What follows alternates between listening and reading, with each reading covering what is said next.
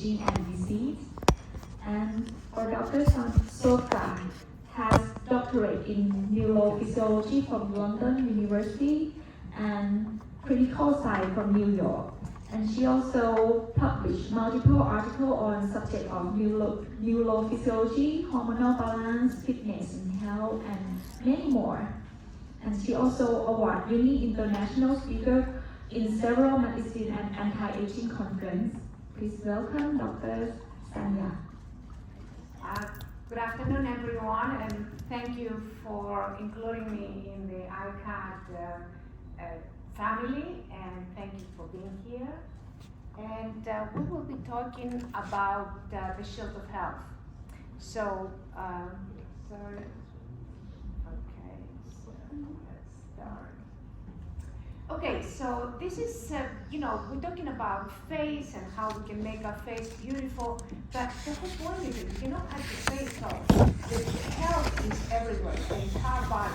If you're healthy in the body, your face, your beauty is going to be enhanced. And if you are unhealthy, then the opposite will occur. So there is 3 reasons why aging occurs: inflammation, unbalanced hormones, hormonal imbalance, and obesity, and also not taking care of ourselves, lifestyle.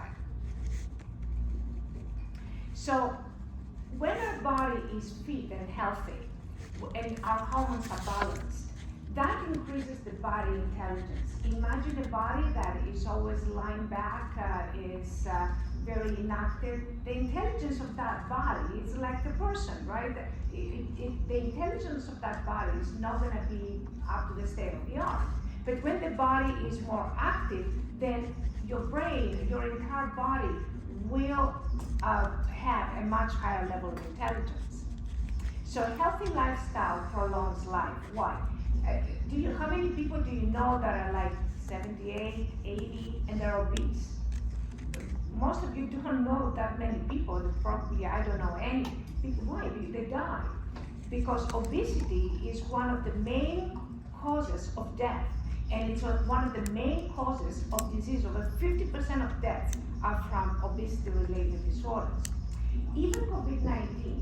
Now, do you see here, this is the obese people. That's where they get more infections and more deaths. And these are the overweight people. Why is that? Why is obesity associated with COVID-19? COVID-19 has a spike protein, and that spike protein connects with the ACE2 receptor of our cells.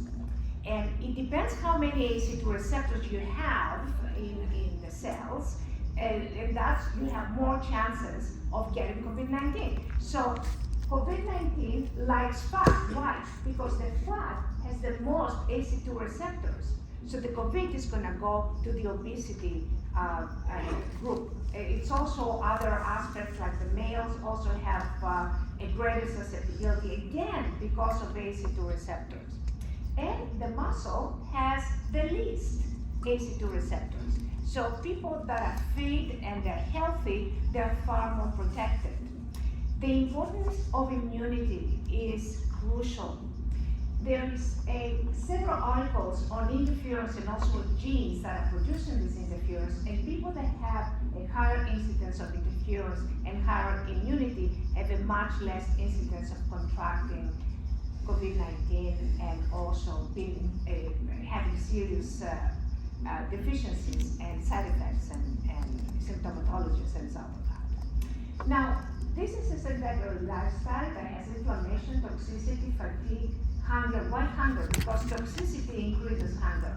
The more toxic you are, the more hormonally imbalanced you are, the more hungry you are. And fatty liver, aging, and disease. And this is now a balanced hormones and healthy lifestyle person. Now, we talk about collagen. Well, IGF-1, which is something that you increase through a healthy lifestyle and fitness and hormonal balance, increases both bone density and muscle density and skin collagen. And there is a lot of articles that associated that IGF-1 increases collagen and increases the bone density. So we need health.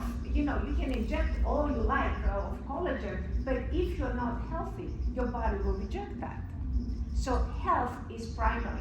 Now, lasers and RF, there is no RF radio frequency studies that can remove visceral fat. There is some studies that use lasers and exercise, but you don't know if it's the exercise and the laser, and the same investigators have repeated the study and could not replicate the results. So the other problem with laser and RF, it discriminately releases white fat triglycerides, glucose, and toxins into the bloodstream. So basically, even if you do that, again, you're gonna need the exercise, because without the exercise, if you're an older age, young people, okay, but older people, it could produce toxins that could remain in your bloodstream and clog your arteries. And of course, that will overwhelm your liver. So fatty liver cannot be healed or repaired by lasers or RF or surgery. I mean, should be obvious. The other thing about lasers and RF is that because they burn fat, or they cook fat in the case of RF, they basically destroy the fat cells that are naturally into the adipose tissue. Whereas if you naturally release the fat contents into the bloodstream, you also release your own stem cells. That is very important. Why? Because there's more stem cells in adipose tissue than anywhere else, about 1 in 100,000 in adipose tissue versus 1 in 100 in bone marrow. And also, these stem cells become mesenchymal stem cells that can repair the liver. Hepatocytes also, they can detox, and they can create albumin, they can reduce the cholesterol and lipid metabolism. So these stem cells are very important. So exercise is crucial. But I know what you're saying, and it's not just you. Exercise is hard. So there is, we have invented something in London University. We have done about 40 studies right now and a few books. And it's a signal that goes to the brain and basically gets the brain to start getting stimulated. So the technology doesn't do anything, it just gives a signal, and the brain takes over it and does the rest. So recently, I published an article on non-alcoholic fatty liver patients, and we looked at several variables, and we looked at all the variables that they looked when they're injecting mesenchymal stem cells and they're trying to repair the liver via stem cells. I'm thinking, well, maybe these stems from the adipose tissue can also have the same effect. And what we found is that everybody with about 20 people with fatty liver previously, afterwards, either had no fatty liver at all or significantly improved. And here are the variables that were studied. Creatinine significantly decreased. The 80% normal liver we had.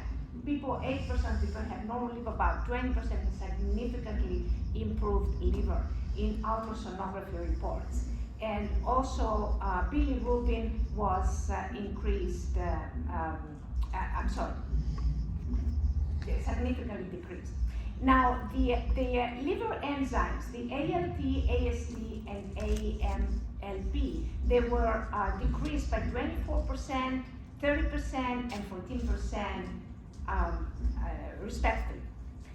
Albumin increased. You need this albumin. That is an important aspect of liver repair. If the liver is repaired, then you need these variables to look exactly the way they look here. And this is the results that we found in this new published study. This is not a muscle stimulator. Muscle stimulators, with repeated usage, they actually, the muscle cell dies, because what it does, it depolarizes the muscle cells, and with repeated depolarization, there is too much calcium in the cell trap, and the cell dies.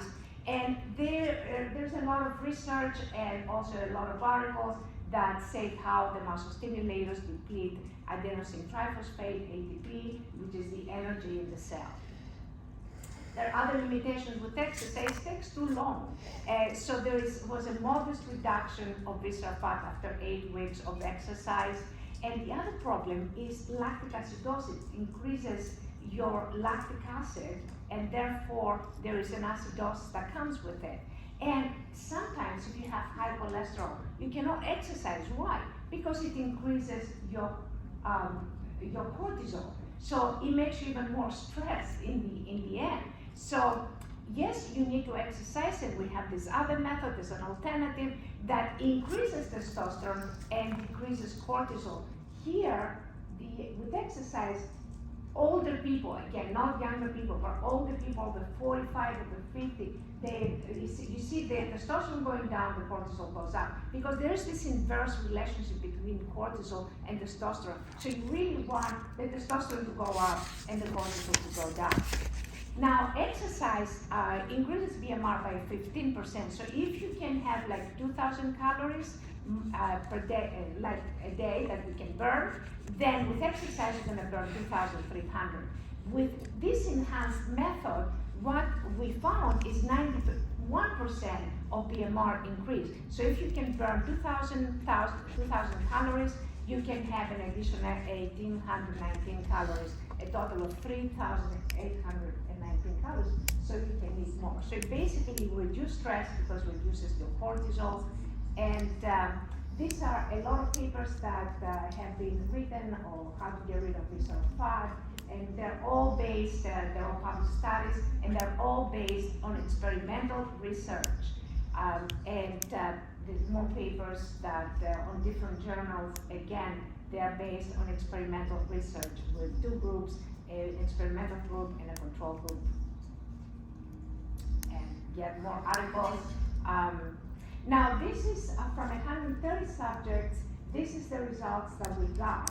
Testosterone increased by 52.20%, cortisol decreased, visceral fat decreased about 30%, overall fat also decreased, BMI decreased, BMI alone, just the decrease of BMI doesn't mean much, but within all these other variables is a significant result.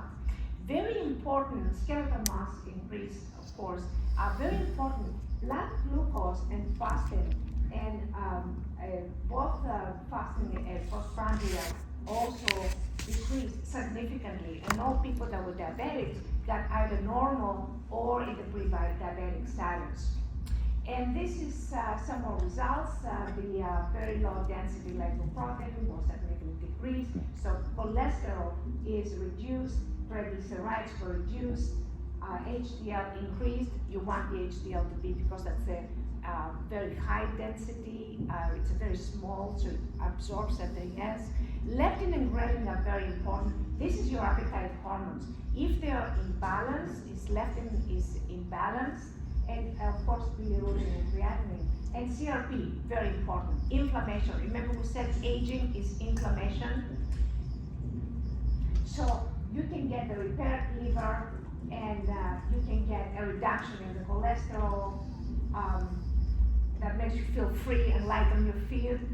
And also, here is the problem, T3, hypothyroidism and hypo, similar symptoms, fatigue, weight fluctuations, depression, memory problems, hair loss, muscle pain, all those things can go away by basically boosting the metabolism. T3 was significantly increased, the metabolism was increased, and normalized the insulin, the glucose. Hyperglycemia also has very similar symptoms like the hypothyroidism. And of course, it will increase your energy and boost your motivation. Leptin and ghrelin imbalance. If the balance, that means you have no hunger. This is your appetite hormones, and basically that's how you can reduce detoxification. Another aspect of hunger, the more toxic you are, the more hungry you are. So basically the reason why people increase their weight, especially with age, why? Because the BMR goes down and the toxicity is increased. Because the toxicity is increased, that's how you gain weight, then your hormones are imbalanced, then you eat more, you're more hungry, then you put on more weight, and basically, and you become more toxic, and it's like a vicious circle. Basically, exercise, any mode of exercise, If you do it properly and in moderation and appropriately, then it will give you a body resonance and it will increase your libido. Why does it increase the libido? It separates red blood cells. So it's like a normal Viagra. What does Viagra is? It's a blood thinner, right? So here, you do it naturally. You don't need the Viagra. You separate the red blood cells, therefore your libido is increased. And that's 1,290 subjects, a study that we've been doing for a very, very long time with microscope. How does this technique, it's a different thing that we invented, and how was it invented? It's several waveforms that are put together, one on top of the other, when you build a house or a structure or a person, if you like. And basically, there is a specific formula that you put them together and you make a signal that has been built over 47 years of research by the co-inventor of the first pacemaker, Jerry Hollow. Yeah. The signal has to be only compatible with the motor nerve, otherwise it's going to be discarded. So this is how it's made. I won't talk very much. This is the resonance that is made, a microscope that is used. I'm going very slide. This is how resonance reinstates neurocommunications. This is under the microscope that you can see. More articles, and there is a variable that you can measure it. The experience is like basically working out in the gym or like horse riding, and this is a book that basically shows experimental evidence connecting immune integrity with health, enhancement and diminution of the COVID-19 infection, that has been translated in 8 different languages. I just published it. Thank you very much. I will conclude, and if you need, thank you very much. You can contact me at science@ielios.com. I'll answer all your questions. Thank you. Okay. We will have Q&A for you after this session. Okay. Okay. For the last speaker is Dr. Anija from India, right? Her lecture is about aging neck in the time of